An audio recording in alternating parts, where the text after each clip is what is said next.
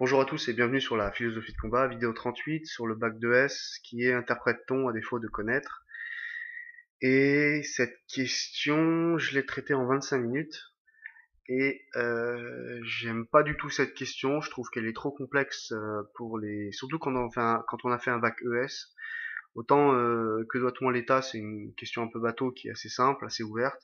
Autant celle-là, interprète-t-on à défaut de connaître, c'est une question qui est assez difficile dans le sens où on vous demande de vous poser une question épistémologique, comme vous avez fait d'étudier de l'économie et de la sociologie, il va falloir que vous posiez en gros cette question-là.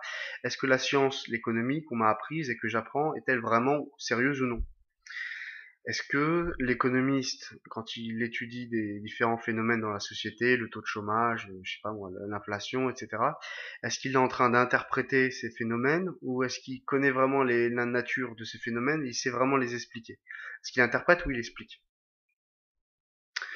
Et le problème, c'est que la frontière entre les deux est assez mince, puisque en gros, vous auriez l'école de pensée qui vous dirait que l'économiste partant du réel connaît les causes des choses et sait les expliquer, et l'autre qui dirait l'économiste partant du réel, il lui manque toujours un petit peu de réel dans sa synthèse de toute la connaissance qu'il a, et donc lui manquant un petit peu une partie de la connaissance, eh bien, il est en train d'interpréter, il n'est pas en train d'expliquer. Donc c'est vrai que c'est une question intéressante quand on a 18 ans, on se pose pas cette question à savoir j'apprends l'économie, la sociologie, mais est-ce que c'est vraiment sérieux comme science? Et ça c'est une question vraiment intéressante de savoir est-ce que l'économie est une science ou est-ce que c'est une science sérieuse ou est-ce qu'elle est en train d'interpréter ou en train d'expliquer? Exemple, comment se fait-il en 2008 que des économistes aient prévu la crise et d'autres non? Une version plus large, comment se fait-il que quand vous avez un patient qui rentre chez un psychanalyste, ce psychanalyste a une explication, et puis s'il va chez un autre psychanalyste, l'autre psychanalyste aura une autre explication, et ainsi de suite. Donc comment se fait-il qu'on peut avoir des explications multiples sur un phénomène réel? À ce moment-là, c'est plus de l'explication, c'est une interprétation. Donc voilà. Donc c'est une question intéressante, on se pose jamais à savoir de question. Est-ce que les économistes sont des escrocs et qui sont toujours en train d'interpréter en fonction de leur divagation et de leur fantaisie, ou est-ce que ils savent vraiment ce dont ils parlent, ils connaissent la réalité des choses, les mécanismes, les causes réelles, etc. Les définitions à donner, c'est interpréter. Interpréter, c'est distinguer ou donner une explication d'un phénomène sans pouvoir en donner les causes, ou toutes les causes. Et connaître, c'est connaître les causes et les mécanismes d'un phénomène. Il faut absolument connaître les choses. Voilà. Alors le plan, ça va être facile. D'un côté, ça va être oui, oui, on interprète à défaut de connaître. Et l'autre, ça va être non, on n'interprète pas à défaut de connaître. À savoir que, on va dire en gros, dans une partie que on est toujours en train d'interpréter, puisqu'on sait jamais, on ne connaît jamais, et de l'autre, on n'interprète jamais, on explique toujours les causes, et c'est pas de la faute du scientifique s'il lui manque une partie de la réalité ou une partie des explications. Ou une partie de la connaissance, pardon. Donc, on interprète à défaut de connaître. Oui, on interprète à défaut de connaître, c'est-à-dire que on ne connaît jamais la nature véritable d'une chose, d'un processus ou d'un phénomène, et comme notre connaissance est incomplète, eh bien on interprète. Alors des choses à voir là-dedans, c'est que le scientifique, quand il est honnête, il peut toujours dire, ah ben, moi il me manque des informations, et donc par rapport aux informations que j'ai, il faut toujours avoir, même l'économiste aussi, par rapport aux données que j'ai étudiées, je peux dire que, etc., etc. Je les interprète de cette manière-là. Ça, c'est très honnête. Une démarche scientifique rigoureuse et honnête, de dire que comme on ne peut jamais vraiment connaître la véritable nature des choses, et en économie par exemple c'est assez vrai, et bien à ce moment-là on est en train d'interpréter un certain nombre de données que l'on a. Donc l'économiste qui vous dit que d'abord il interprète par rapport aux données qu'il a, sachant qu'il pourrait lui en manquer, effectivement là il a une démarche honnête de dire oui bah j'interprète parce que à défaut de connaissance, justement j'ai pas toute la connaissance. Et non, j'ai la mauvaise feuille. Par exemple, si l'économiste étudie un taux d'inflation, il étudie le taux d'inflation en France, il va dire le taux d'inflation est à, je sais pas, 0,3%, 2%, peu importe. Le taux d'inflation, est-ce que si je lui pose la question quel est le taux d'inflation, il va me dire je sais le taux d'inflation, je l'ai calculé, c'est 2%. Alors là, il connaît. Mais si je lui pose la question, qu'est-ce que ça veut dire 2% d'inflation? Et bien là, bon, il peut toujours revenir en disant oui, ça veut dire que d'une manière moyenne en France, les taux, l'indice des prix à la consommation ou le prix de la consommation en France a augmenté de 2%, le prix des matières, etc. Pour m'expliquer que c'est les matières premières qui manquent et donc elles coûtent plus cher, ou que un tel a ouvert une nouvelle usine et que les prix sont moins chers, et il pourra m'expliquer pourquoi, qu'est-ce qui fait que l'inflation augmente, descend, etc. Mais si je me demande qu'est-ce que ça veut dire, question plus complexe. Quel est le sens de 2% d'inflation? Ça veut dire quoi? Eh bien, là, c'est plus complexe. Et là, il va passer soudainement d'un oui, je sais à bah, ça, je l'interprète de cette manière. Et donc finalement, en dehors du calcul mathématique qui permet d'atteindre un résultat, est-ce qu'on connaît vraiment ce que c'est? Il pourra, s'il est honnête, il va dire, on sait, par rapport à ce que je connais de la science économique, voilà comment j'interprète ces résultats. Donc toujours, on est dans l'interprétation, et parce qu'on n'est pas absolument sûr de ce que l'on va dire.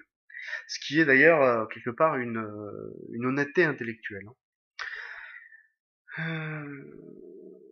Autre exemple, hein, bon, c'est pas une science, mais dans l'art, quand on explique, on demande si je vous demande combien Picasso a fait de tableaux, vous aurez une réponse. Je sais. Et si je vous dis quel est le sens de sa peinture, là, ça demande une explication beaucoup plus complexe, et d'ailleurs, qui sera pas une explication totalement réelle, objective, mais évidemment une explication subjective. Ce sera une explication, une signification, et ce sera pas tout à fait scientifique ou exact. Bon, évidemment, en art. Mais en politique, pareil, si je veux expliquer une décision politique, si je demande quelle est la définition, la décision politique qui a été prise, on me l'expliquera. Mais par contre, si je demande qu'est-ce que ça veut dire cette décision politique, là, c'est plus compliqué. Ensuite, en histoire, ou la signification d'un événement X ou Y, eh bien, je veux dire, là, on est toujours aussi dans l'interprétation, puisqu'on ne sait pas vraiment la nature profonde des choses. Et même dans des sciences comme la physique, vous savez qu'il y a de la recherche en physique. Pourquoi est-ce qu'il y a de la recherche en physique? Parce qu'on n'a pas encore tout découvert, on ne sait pas encore tout expliqué. Et même une science aussi sérieuse que la physique, si vous voulez, les théoriciens de la physique, les gens les plus avancés et les plus brillants dans cette discipline, comme celui qui est en fauteuil roulant, dont j'oublie le nom là, mais euh, je sais plus son nom, peu importe, mais ou les Einstein et compagnie, eh bien ces gens-là, quand ils font de la théorie de la physique, ils interprètent aussi des données, même en physique, quand c'est une science sérieuse, stable, qui étudie des phénomènes stables, etc.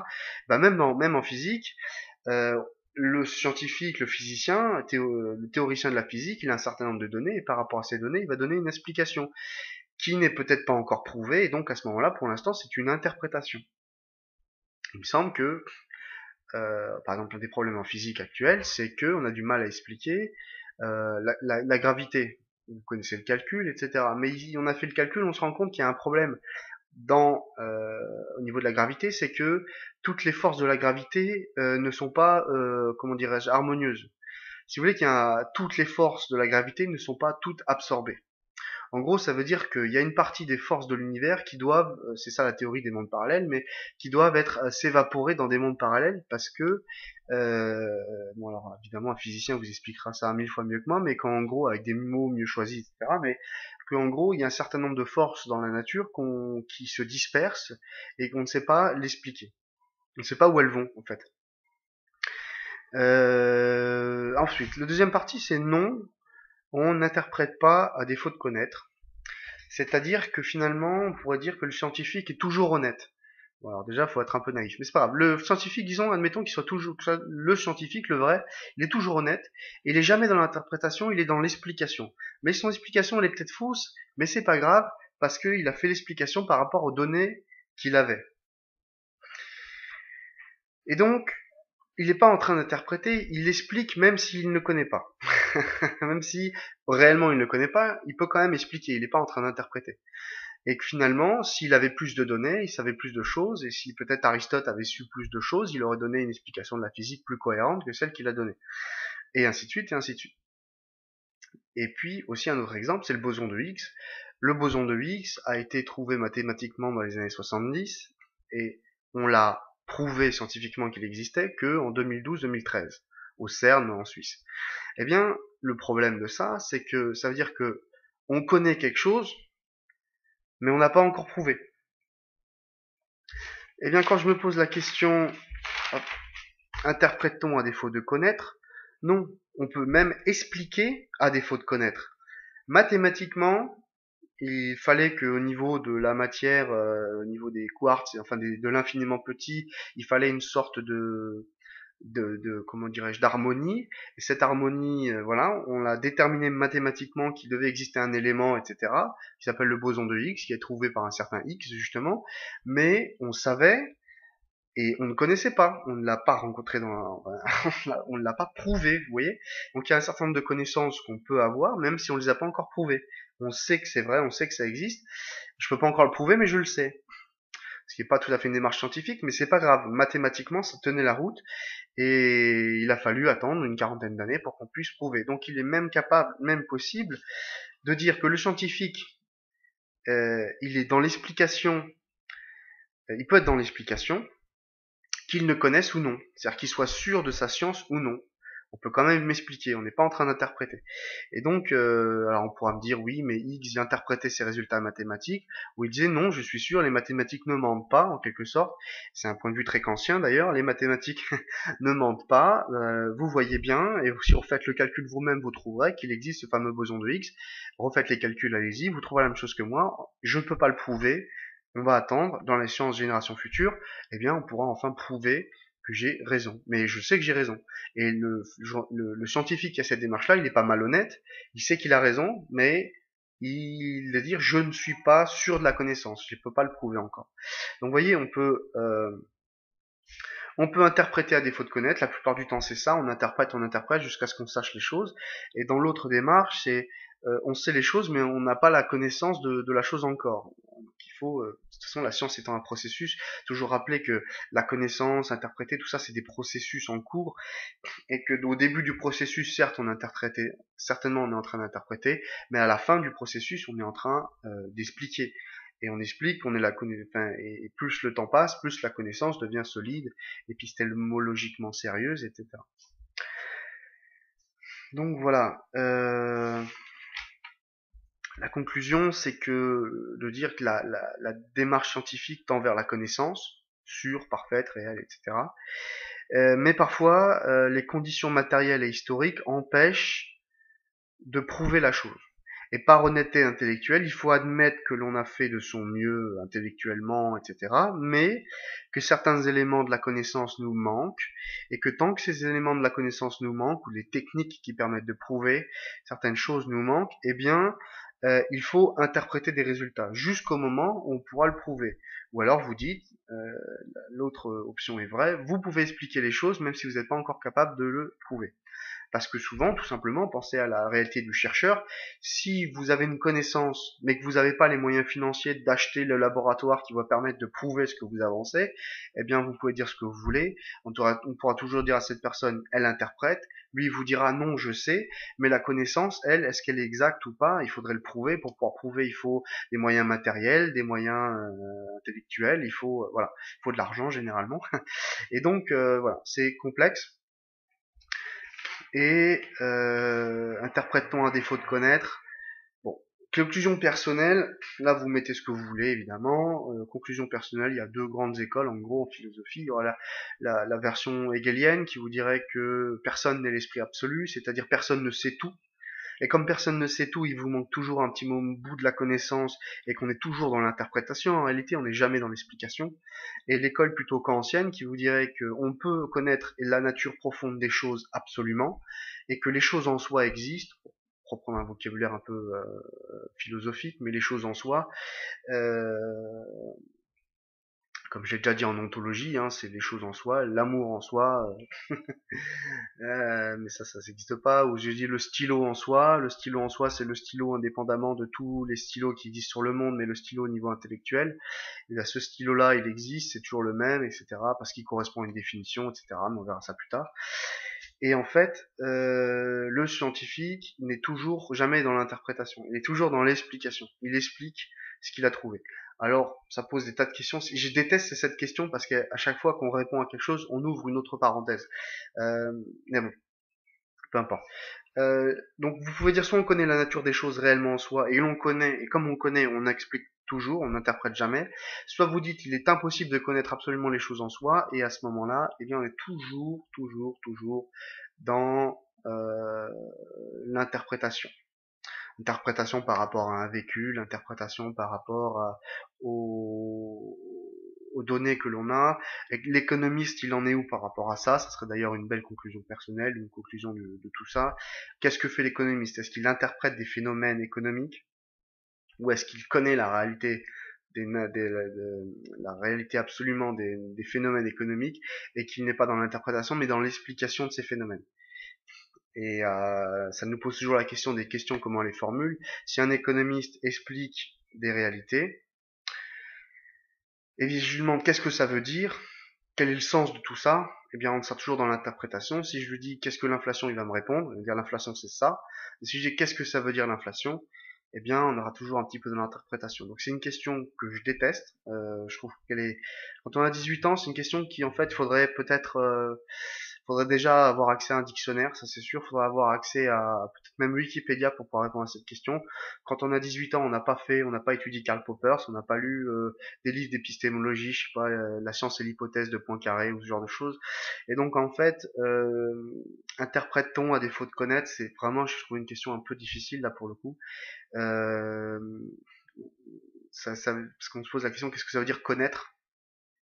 Donc on est quelque part toujours dans l'interprétation, mais en même temps on est aussi dans l'explication. Et comme on est dans l'explication, eh bien on n'est plus en train de voir à peu près qu'est-ce que pourraient être les choses, comment on pourrait donner l'explication, comment est-ce qu'on pourrait interpréter la réalité. Mais on est aussi parfois dans l'explication, donc c'est la quel est je veux dire le passage de l'un à l'autre, quel est le passage de l'interprétation à l'explication. Qu'est-ce qu'une connaissance réelle ou qu'est-ce qu'une connaissance approximative. Donc on pourrait s'exciter avec, je sais pas, Spinoza par exemple, pour donner qu'il y a trois types, les trois types de connaissances, etc. Donc c'est vraiment une question que je trouve très complexe là pour le coup. Et peut-être qu'un prof de philosophie là, qui a fait les études, etc., qui fait ça toute la journée, aurait plus de facilité à répondre. Mais c'est une question qui est bon sur un plan simple, hein. Oui, on interprète à défaut de connaître. Non, on n'interprète pas à défaut de connaître, on explique. Qu'est-ce que la connaissance, etc., etc. Bon. Je vais donner en gros le plan que je ferai. Si une question que je vais la retraiter, je pense que je prendrai peut-être pas 25 minutes, mais je prendrai peut-être faut 3 heures pour faire un plan correct sur une genre de question, quels arguments on va utiliser, etc. Et là, je trouve que pour quand on a 18 ans, si on n'est pas très calé en philo et en épistémologie particulièrement, là, ça devient vraiment une question difficile à traiter. Personnellement, je l'aurais pas choisi. J'aurais plutôt choisi l'État. Que doit-on à l'État? Je me suis plus amusé sur cette question. Celle-ci, elle est plus complexe, plus dure, mais il y a des choses à dire quand même, hein, il y a des choses à dire. Et là, je vais ouvrir une parenthèse parce que c'est tout l'intérêt de la question est vraiment très profond en réalité. Par exemple, si un économiste vous dit François Hollande a relancé la croissance, pourquoi pas? Eh bien, quand je dis ça, est-ce que je suis là pour que les gens, pour remonter la cote de popularité de François Hollande, par exemple? Ou est-ce que je suis là pour dire effectivement François Hollande a vraiment relancé la croissance parce que avec ses petits bras musclés, il a réussi à redonner du courage à tous les industriels français et que etc etc. Pourquoi pas, c'est possible. Ou il a trouvé des nouveaux marchés, je sais pas quel pays du monde, et puis les entreprises françaises ont des carnets de commandes pleins jusqu'à 2017 et que voilà etc etc. Bon. Le problème, c'est que l'économiste qui va nous dire ça, si on lui demande mais comment vous pouvez prouver que François Hollande a bien relancé la croissance par exemple, eh bien il va vous dire bah vous voyez j'ai un certain nombre de données et les données montrent que. Et là à ce moment-là on peut intervenir et dire mais est-ce que les données montrent que ou est-ce que c'est votre interprétation? Et là tout l'intérêt de la question et même de quand on étudie l'économie, c'est de se poser cette question. C'est cette question que je me suis posée très tardivement quand j'ai étudié l'économie. C'est mais est-ce que c'est vraiment sérieux? Est-ce qu'à un moment donné, c'est pas un peu du n'importe quoi? Et est-ce que c'est pas une science plus politique que vraiment une science à part? Ou est-ce que ça fait partie de l'histoire et que finalement l'économie n'est que capable d'expliquer ce qui s'est passé dans le passé? Voyez? Et vraiment, quand on fait de l'économie et de la sociologie, posez-vous toujours cette question. Surtout si vous avez une démarche scientifique, comment pourrais-je faire pour rendre ma science la plus sérieuse possible? Et c'est souvent une question qu'on se pose pas. Souvent on étudie l'économie et puis après on ressort tous les grands concepts qu'on a entendus, taux d'inflation, je sais pas moi les plus complexes, le NAIRO, le non-inflating rate of je sais pas quoi. En gros, la thèse qui vous dit que à un certain niveau de chômage, de taux de chômage donné, l'inflation n'augmente plus. Bon, ça c'est des choses un peu plus complexes. Euh, bon, pareil, on peut se poser des questions. Je sais qu'il me semble qu'en ES, on étudie Karl Marx. On peut se poser, est-ce que Karl Marx explique la réalité de la situation et dit la révolution est la solution au capitalisme tel qu'il est actuellement? Est-ce qu'il explique ou est-ce qu'il interprète la société? Bonne question. Est-ce qu'il est en train d'expliquer ou est-ce qu'il est en train d'interpréter? Et si on dit il interprète, bah à ce moment-là, c'est-à-dire que sa connaissance, elle n'est pas de bonne qualité, donc il doit broder pour arriver à dire quelque chose. Et de l'autre côté, vous dire non, il explique, à ce moment-là, sa connaissance, elle est scientifique, et il est capable d'expliquer la société, comment elle fonctionne, et comment elle devrait fonctionner, et qu'est-ce qu'on va faire pour qu'elle fonctionne mieux. Et toutes ces questions-là, malheureusement, j'ai pas envie de dire l'histoire a tranché, mais on sait que malheureusement, sur le papier, c'est simple, mais dans la réalité, c'est beaucoup plus complexe. Et est-ce que Karl Marx interprète ou il explique? Lui, il aurait dit, Karl Marx aurait dit, moi, je suis un scientifique, je vous explique que c'est comme ça, que ça va finir comme ça, et qu'il faudrait faire ça pour empêcher la paupérisation de tout le monde, etc. Et on pourrait dire à Karl Marx, mais écoute, euh, le problème c'est que ta connaissance du monde, tu la fondes sur quoi pour dire ça? Et comment tu peux dire qu'il faudrait passer de cette société-là à cette société-là? Est-ce que t'es pas en train d'interpréter? Est-ce que tu mets pas beaucoup du tien? Est-ce que tu es pas dans la mode de l'époque qui est au communisme? Parce qu'il y a beaucoup d'auteurs socialistes à cette époque-là. Et Karl Marx arrive et il dit non, mon socialisme est scientifique. Il est scientifique, mon socialisme. Il est le top du top. Il n'y a pas plus scientifique que ça. Mon explication, on peut pas dire le contraire. Et justement, on a dit que la thèse de Karl Marx c'était le socialisme scientifique, alors qu'il y avait d'autres formes de socialisme à l'époque. Et finalement, par rapport à ça, s'il avait eu raison absolument surtout et que sa connaissance était absolument pure et parfaite, eh bien, ça aurait pas donné la révolution bolchevique et tous les morts que ça a fait. Et à ce moment-là, ça aurait été le bonheur sur Terre et l'explication de la société sans classe, etc. Mais ça n'a pas marché comme ça. Et en même temps, je dis, oui, tu étais en train d'interpréter des résultats et tu les as mis à ta sauce. Mais à ce moment-là, c'est pas scientifique. Et le problème, c'est que Karl Marx, c'est quand même un grand économiste. Donc est-ce qu'il était en train de divaguer ou est-ce qu'il était dans l'explication? Est-ce qu'il était sérieux ou non? Bon, ça, c'est des choses qu'on verra quand on lira le Capital, mais euh, c'est l'économiste, que ce soit Karl Marx ou n'importe quel autre, a exactement le même problème. On peut lui dire exactement la même chose. Les néolibéraux, dont je me souviens plus les auteurs là pour le coup, mais ça me reviendra plus tard, mais c'est pas grave. Est-ce qu'ils sont en train d'interpréter la réalité ou est-ce qu'ils vous donnent vraiment une solution pour sortir de la misère, du chômage, de machin? J'ai plus leur nom là, mais c'est, enfin bref. Mais Ricardo, Smith, tous ces gens-là, le marché, la théorie du marché, ça fonctionne vraiment? Ou c'est une interprétation c'est une espèce de synthèse, une interprétation de, comment ça s'appelle, d'Adam Smith, la main invisible. Le fait que dans un marché, bon, si vous avez fait de l'économie, vous savez ça au minimum, dans un marché, il y a l'offre et la demande et qu'ils vont trouver leur prix d'équilibre. Mais est-ce que c'est vraiment vrai? Ça marche vraiment ça? Ou est-ce que c'est des faits? C'est des faits, c'est qu'on connaît, c'est sûr, ça marche comme ça? Ou est-ce que c'est une interprétation qui marche selon certains cas et pas d'autres, etc. Par exemple, vous savez que la théorie du marché d'Adam Smith, à la base, il y a une base qui m'a toujours paru complètement bizarre, c'est que le marché d'Adam Smith, quand il parle du marché, il parle d'un marché où tous les marchands vendent exactement la même qualité de la marchandise. Premièrement, ils vendent la même quantité, on est capable de définir dans ce marché les prix de la marchandise de hier, de demain et d'aujourd'hui. Donc enfin, c'est un marché bizarre. Donc la théorie du marché ou du prix d'équilibre et de la main invisible d'Adam Smith part d'une base qui est l'idée du marché, qui certes moi aujourd'hui j'étais au marché pour chercher mes fruits et mes légumes, mais est-ce que le marché dont on parle Adam Smith existe vraiment? Et si on arrive de montrer qu'il y a un type de marché dans lequel Adam Smith son explication ne marche plus, eh bien à ce moment-là, il faut soit trouver une autre explication, et il faut dire que Adam Smith n'était pas dans la connaissance vraie, mais qu'il interprétait des résultats. Et le problème de l'économie, c'est qu'on est toujours en quoi? L'économiste, il fait quoi? Il est toujours en train d'interpréter ou à un moment donné, il explique vraiment les choses? Et le problème, c'est qu'on est toujours dans cet entre-deux, en quelque sorte, où on sait jamais si on est vraiment en train d'expliquer ou si on est vraiment en train de dire voilà, le fonctionnement, on connaît la nature profonde et réelle des choses, et donc on peut vous dire comment les choses se passent, etc. Mais à ce moment-là, on peut se reposer la question qu'on s'est posée au début. Si tu es si certain de ta science, pourquoi est-ce qu'en 2008 il y a eu la crise? Et pourquoi est-ce qu'en 2008 tu n'as pas pu dire qu'il y aurait une crise si toi tu connais tellement la nature et le fondement des choses? Et à l'inverse, on peut dire est-ce que tu n'étais pas en train d'interpréter? Mais le problème, c'est quand on est toujours en train d'interpréter, à un moment donné, il y a vraiment un problème, c'est qu'on dit jamais rien finalement. On n'explique jamais la nature des choses. On n'est jamais dans l'explication, on est toujours en train d'interpréter. Et une science qui est toujours en train d'interpréter, c'est un peu gênant parce que ça, on lui enlève son côté scientifique.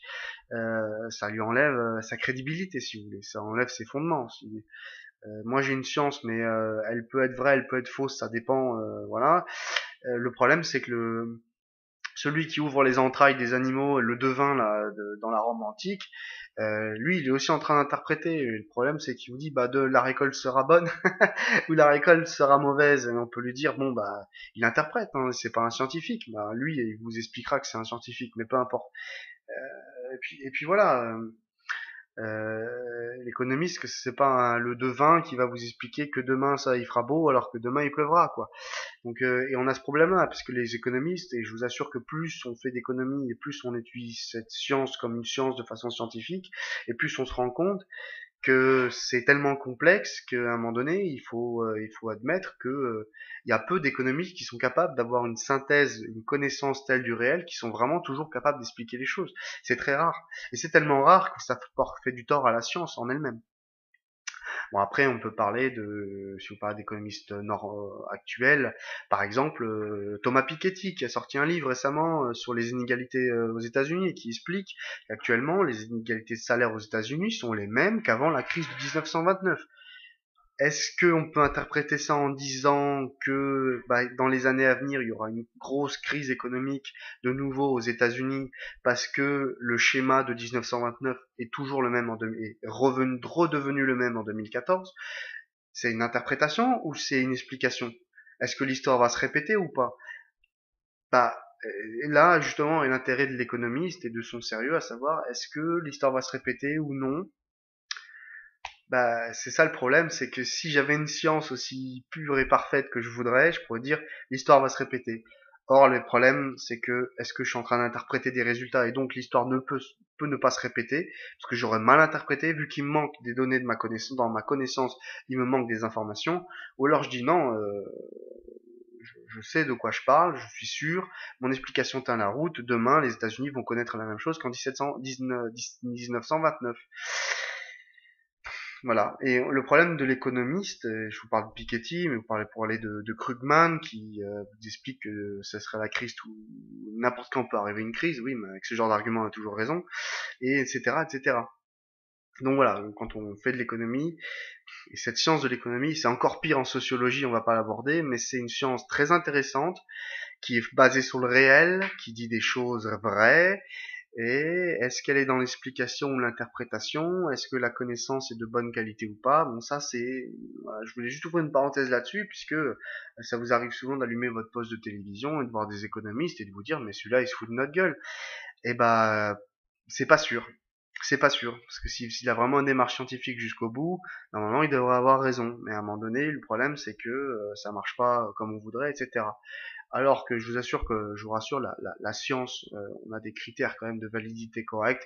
Parlez tout simplement de Karl Popper qui vous dira que en science, d'une façon générale, ce qui est important, c'est de pas être absolument, d'avoir des certitudes et d'être sûr de soi. En science, l'important, c'est d'avoir un critère de falsification. Tout simplement. C'est ce que va dire Karl Popper.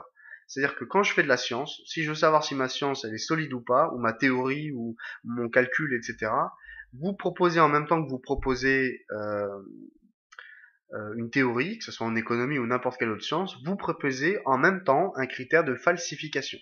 C'est-à-dire que je vous propose mon critère là, mais je vous propose en même temps, pardon, ma théorie, mais en même temps je vous propose la façon de faire pour prouver que ma théorie est fausse.